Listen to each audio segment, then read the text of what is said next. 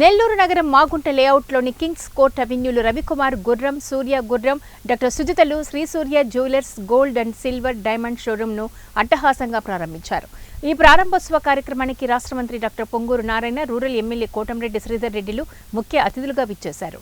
ముందుగా అతిథులకి గుర్రం సూర్య, గుర్రం రవికుమార్లు ఘన స్వాగతం పలికారు.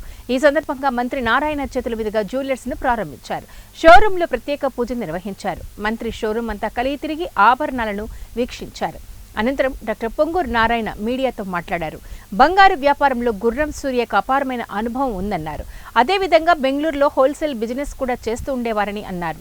ఇప్పుడు నెల్లూరు నగరం మాగుంట లేఅవుట్లోని చాలా విశాలమైన ప్రదేశంలో శ్రీ సూర్య జ్యువెలర్స్ ప్రారంభించారని అన్నారు. వీరి వ్యాపారం మరింత అభివృద్ధి చెందాలని, ఎంతో మందికి ఉద్యోగ అవకాశాలు కల్పించాలని ఆయన ఆకాంక్షించారు. ఇప్పుడు యాక్చువల్గా నెల్లూరులో ఈ మాగుంట లేఅవుట్లో డైమండ్, గోల్డ్, సిల్వర్ మూడింటిని అమ్మేదానికి ఈరోజు యాక్చువల్గా ఇక్కడ షాప్ పెట్టడం చాలా విశాలమైన ప్లేస్గా పెట్టారు. జనరల్గా నేను షాప్స్ చూశాను కానీ బంగారం గట్లు చాలా చిన్నవి ఉంటాయి. నెల్లూరులో ఎక్కువ అంటే కొన్ని షాపులు కాబట్టి ఎక్కువ షాపులు యాక్చువల్గా చిన్న ఏరియాలో ఉంటాయి. ఇవాళ యాక్చువల్గా ఇది చాలా విశాలంగా చాలా చక్కగా ఏర్పాటు చేశారు. వాళ్ళ వ్యాపారం బాగా జరగాలని మనస్ఫూర్తిగా కోరుకుంటున్నాను.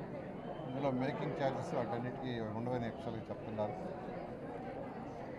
నెల్లూరు అన్ని విధాల డెవలప్ కావాలని, మంచి స్మార్ట్ సిటీ చేయాలని అన్ని విధాలుగా చేస్తున్నాం. 2014-19 ఉన్నప్పుడు దీని ఒక స్మార్ట్ సిటీగా ప్లాన్ చేసి నెల్లూరులో under ground drainage, drinking water తీసుకొచ్చాం 1100 కోట్లతో. ఆ ప్రాజెక్టు కవర్ చేయాల్సింది. వీలైన తొందరగా దాన్ని కూడా టేకప్ చేస్తాం. నెల్లూరుని ఖచ్చితంగా 5 ఏళ్లలో ఒక మంచి స్మార్ట్ సిటీగా చేస్తాం. ఖచ్చితంగా ఇలాంటి వ్యాపారస్తులు, సీరియల్ లాంటి వ్యాపారస్తులు వ్యాపారం చేసి అనేక మందికి ఉద్యోగాలు కల్పించాలని కోరుకుంటున్నాను. ప్రస్తుతం ఇది ఎంతమంది ఉన్నారు ఉద్యోగులు మీ గ్రూప్?